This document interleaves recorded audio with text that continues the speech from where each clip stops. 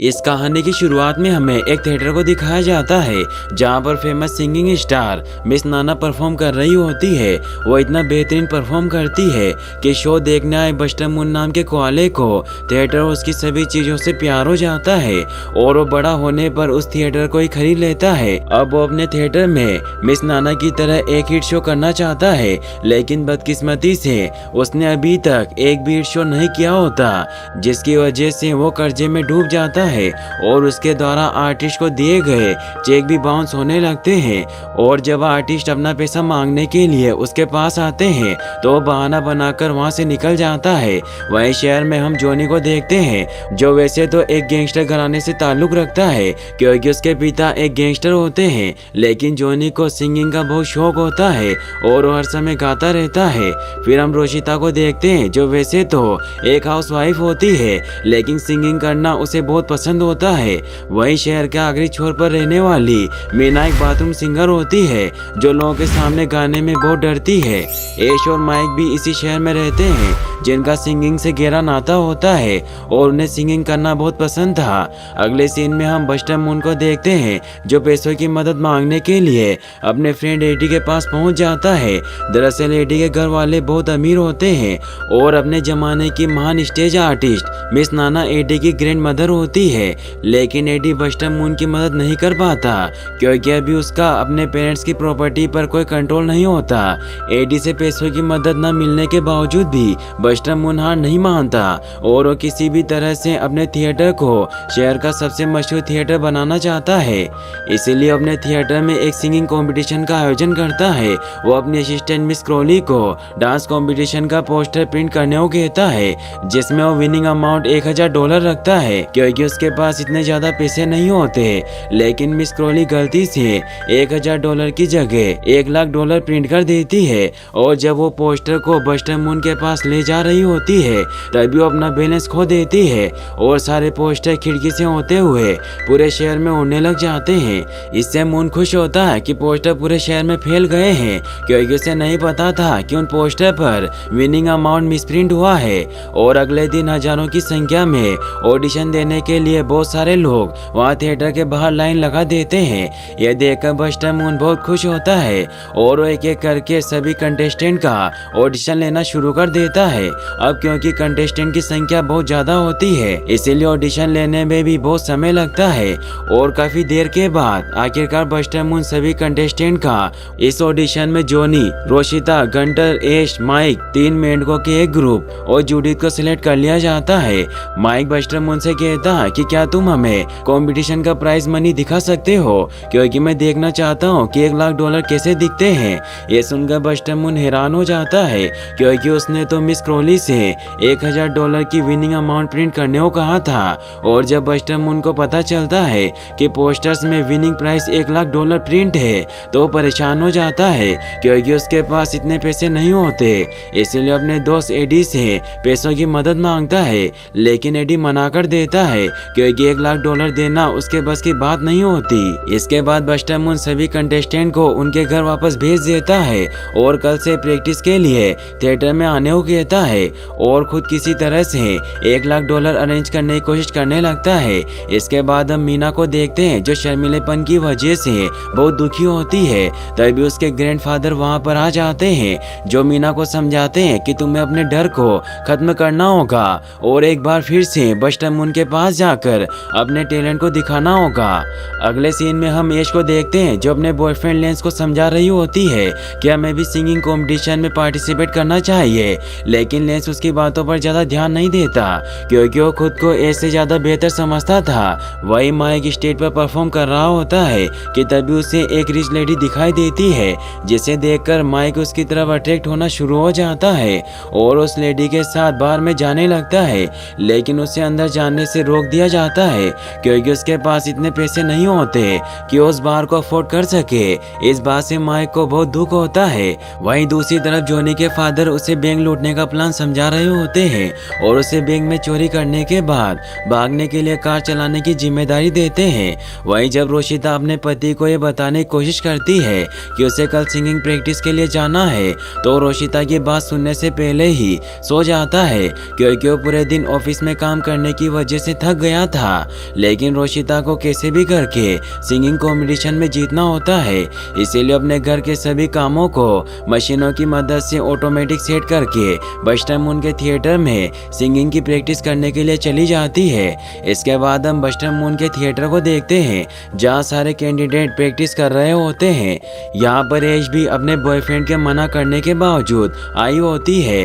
अब जब सारे कैंडिडेट्स प्रैक्टिस कर ही रहे होते हैं कि तभी लाइट चली जाती है, क्योंकि बस्टर मून ने कई महीनों से बिजली का बिल नहीं दिया होता। यह देखकर बस्टर मून अपना दिमाग लगाता है और अपने स्टूडियो के वायर को चुपके से बगल वाली शॉप के होर्डिंग बोर्ड से जोड़ने के लिए निकल पड़ता है, लेकिन इसी दौरान वो वायर में फंसकर लटक जाता है। तभी उसे मीना दिखाई देती है, जो अपने ग्रैंडफादर के कहने पर बस्टर मून से सेकंड चांस मांगने के लिए आई होती है। मीना को देखकर बस्टर मून उसे मदद करने को कहता है और मीना की मदद से अपने थिएटर के वायर को बगल वाली शॉप के होर्डिंग से जोड़ देता है, जिससे एक बार फिर से थिएटर में लाइट आ जाती है। ये देखकर सभी लोग बहुत खुश होते हैं और अब बस्टर मून मीना को थिएटर में काम करने के लिए रख लेते हैं। हालांकि वो बस्टर मून को बताना चाहती है कि वो यहाँ परफॉर्म करना चाहती है, लेकिन वो अपने शर्मीलेपन की वजह से बस्टर मून को नहीं बता पाती। वही हमें माइक को दिखाया जाता है, जो एक बैंक में होता है और वो बैंक मैनेजर को ये बोलकर ढेर सारा पैसा लोन ले लेता है कि बहुत जल्द वो $1 मिलियन जीतने वाला है। इसके बाद वो अपनी गर्लफ्रेंड के साथ महंगे बार में जाता है और खूब मस्ती करता है। वही मीना जब अपने घर जाती है तो उसके घर वाले उसका धूमधाम से स्वागत करते हैं, क्योंकि उन्हें लगता है कि मीना का सिंगिंग कंपटीशन में सिलेक्शन हो गया है। हालांकि मीना उन्हें बताने की कोशिश करती है कि वो सिर्फ थिएटर संभालने का काम कर रही है। वहीं दूसरी तरफ जॉनी के डैड उसे कार ड्राइविंग करना सिखा रहे होते हैं, क्योंकि बहुत जल्द वो लोग एक बैंक को लूटने वाले थे। वहीं जब रोशिता अपने घर जाती है तो वो देखती है कि उसके सारे बच्चे और नॉर्मन सो गए होते हैं। यह देखकर उसे बहुत खुशी होती है, क्योंकि उसके द्वारा सेट किया गया ऑटोमेटिक सिस्टम अच्छे से काम कर रहा होता है। अगले सीन में हम बस्टर मून के थिएटर को देखते हैं, जहाँ पर बैंक ऑफिसर मून को धमकी देकर जाती है कि अगर उसने सही समय पर बैंक से लिया लोन वापस नहीं लौटाया तो उसके थिएटर पर बैंक का कब्जा होगा। इसके बाद बस्टर मून पैसों की मदद मांगने के लिए अपने फ्रेंड एडी के पास जाता है और उससे अपनी ग्रैंड मदर मिस नाना से पैसे मांगकर देने को कहता है, लेकिन एडी साहब मना कर देता है क्योंकि उसकी ग्रैंड मदर बहुत स्ट्रिक्ट होती है और वो कभी भी मून को पैसे नहीं देगी। वहीं माइक जब थिएटर में प्रैक्टिस कर रहा होता है कि तभी गलती से थिएटर में आग लग जाती है, जिससे जूडिथ जल जाता है और उसे हॉस्पिटल में भर्ती कराया जाता है। वहीं इस हादसे से डरकर मेंढकों का ग्रुप थिएटर छोड़कर चला जाता है। अब जॉनी भी अपनी प्रैक्टिस पर कंसंट्रेट नहीं कर पा रहा होता, क्योंकि बार बार उसके डैड उसे घर बुला रहे होते हैं। वहीं ऐश जब अपने घर जाती है तो देखती है कि उसका बॉयफ्रेंड एक लड़की के साथ फ्लर्ट कर रहा है। ये देखकर ऐश को बहुत गुस्सा आता है और उन दोनों को अपने घर से बाहर निकाल देती है और अपने बॉयफ्रेंड के ऐसा करने पर बहुत दुखी होती है। वही माइक अब लोन के पैसों पर खूब मस्ती कर रहा होता है और बार में बेयर गैंग के साथ जुआ खेलकर जीत रहा होता है, लेकिन जल्दी बेयर गैंग को पता चल जाता है कि माइक चीटिंग कर रहा है। इसीलिए वो माइक को पकड़ लेते हैं, लेकिन माइक किसी तरह उनसे पीछा छुड़ाकर वहां से निकल जाता है। वही हमें बस्टर मून को दिखाया जाता है, जो अपने दोस्त एडी के साथ उसके ग्रैंड मदर मिस नाना के पास पैसों की मदद मांगने के लिए पहुंच जाता है, क्योंकि मिस नाना अपने जमाने की एक मशहूर थिएटर आर्टिस्ट और बिलियनियर होती है। मून किसी तरह से मिस नाना को मना लेता है और नाना बस्टर मून का शो देखने के लिए राजी हो जाती है। अब मून वापस से अपने थिएटर में आकर सभी कंटेस्टेंट को जी जान से मेहनत करने को कहता है, क्योंकि कुछ दिनों के बाद मिस नाना उनका शो देखने के लिए आने वाली थी और अगर इन लोगों ने अच्छा परफॉर्म करके मिस नाना को इम्प्रेस कर लिया तो इनकी सारी प्रॉब्लम सोल्व हो सकती है। लेकिन सारे कंटेस्टेंट अपनी प्रैक्टिस पर कंसंट्रेट नहीं कर पा रहे होते, क्योंकि यश का ब्रेकअप हो गया था, इसीलिए वो हर समय दुखी रहती है।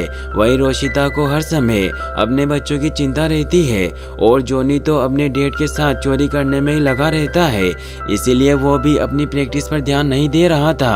और इसी दौरान जब एक दिन उसके डेट बैंक में चोरी करने के बाद वहां से भागने के लिए जॉनी का इंतजार कर रहे होते हैं, तो उस समय वो वहां नहीं होता, क्योंकि थिएटर के चक्कर में वो एक ट्रैफिक जाम में फंस गया था, जिसकी वजह से उसके डेट को पुलिस पकड़ लेती है।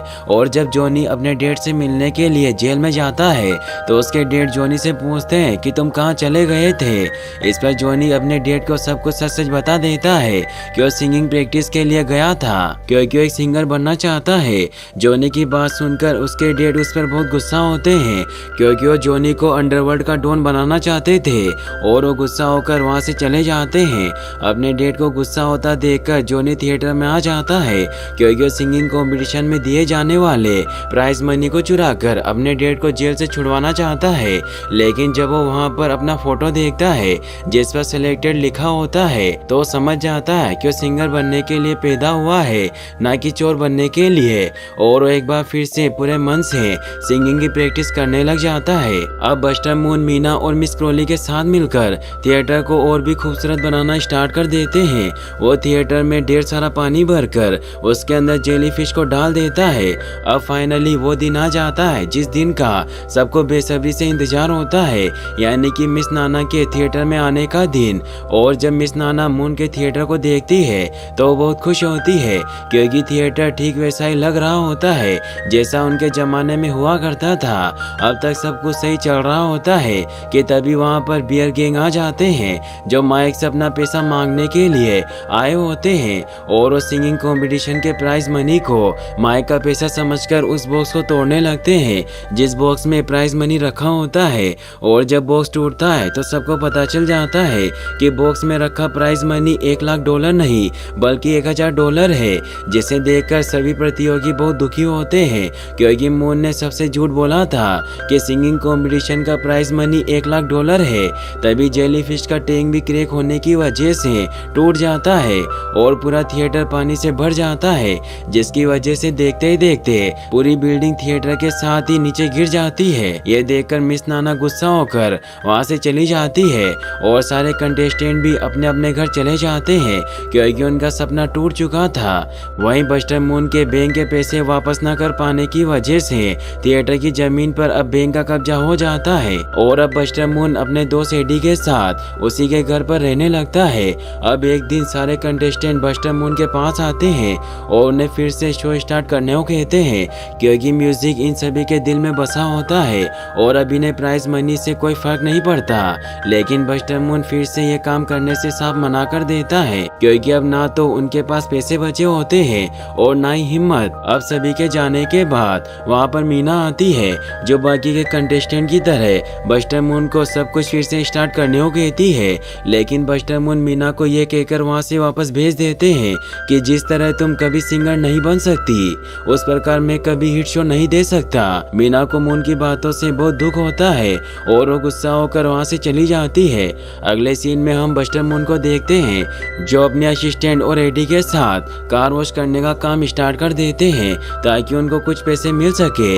हालांकि एडी एक अमीर घर का लड़का होता है लेकिन फिर भी वो मून के कार वॉश करने में उनकी मदद करता है क्योंकि वो मून का सच्चा दोस्त था। अब जब मून कार वॉश कर रहा होता है कि तभी उसे किसी के गाने की आवाज सुनाई देती है और जब वो उस आवाज का पीछा करता है तो देखता है कि मीना अकेले में गा रही होती है और वो इतना अच्छा गा रही थी कि मून उसके गाने का दीवाना हो जाता है क्योंकि आज से पहले उसने कभी भी इतनी सुरीली आवाज नहीं सुनी होती। और अब वो फैसला करता है कि अगर मीना इतना अच्छा गा सकती है तो वो एक हिट शो क्यों नहीं दे सकता। इसीलिए वो टूटे हुए थिएटर के ऊपर ही एक लाइव शो करने का प्लान बनाता है और सारे कंटेस्टेंट को फोन करके वापस बुला लेता है और सभी की मदद से थिएटर के मलबे के ऊपर एक लाइव शो का स्टेज तैयार करता है। हालांकि इनके शो को देखने के लिए ज्यादा लोग नहीं आए होते लेकिन फिर भी ये लोग इतना अच्छा परफॉर्म करते हैं कि देखते ही देखते वहाँ पर लोगों की भीड़ इकट्ठा होना शुरू हो जाती है। और रोशिता इतना बेहतरीन डांस करती है कि उसका पति नॉर्मन खुद को रोक नहीं पाता और लाइव शो में ही उसे किस करने लगता है।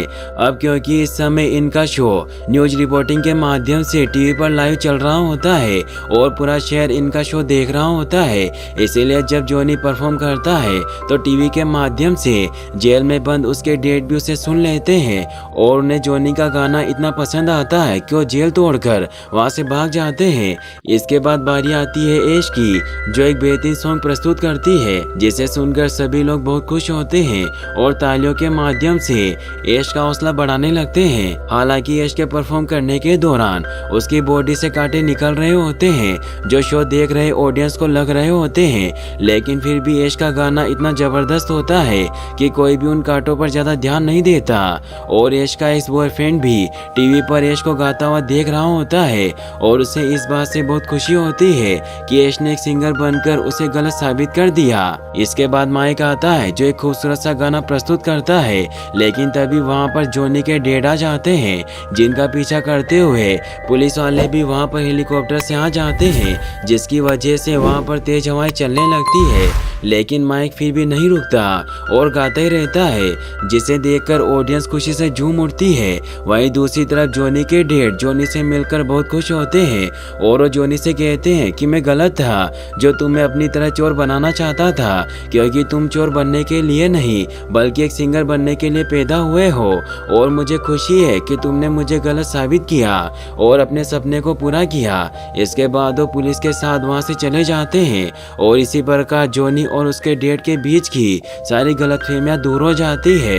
अब शो के लास्ट में बारी होती है मीना की, लेकिन मीना इतने लोगों के सामने गाने से डर रही होती है, लेकिन बस्टर मून उसे गाने का हौसला देते हैं। इसके बाद मीना स्टेज पर आ जाती है और आज वो पहली बार इतने लोगों के सामने खुलकर गाती है और वो इतना बेहतरीन गाती है कि ऑडियंस मीना के गाने की दीवानी हो जाती है और सभी लोग मीना के साथ ही उसके गाने में खो जाते हैं और इस प्रकार इनका शो शहर का सबसे हिट शो बन जाता है। अब बस्टर मून के हिट शो देने का सपना भी पूरा हो जाता है। तभी बस्टर मून को ऑडियंस के बीच में मिस नाना दिखाई देती है जो शो को देख रही होती है। मिस नाना को देखकर मून बहुत खुश होता है। मिस नाना को ये शो इतना पसंद आता है कि वो बस्टर मून के द्वारा बैंक से लिए गए सारे कर्जे को चुका देती है और वो मून को नया थिएटर बनाने के लिए पैसे भी देती है। जिसके बाद बस्टर मून फिर से एक आलीशान थिएटर बनाते हैं और यहीं पर इस मूवी की हैप्पी एंडिंग हो जाती है।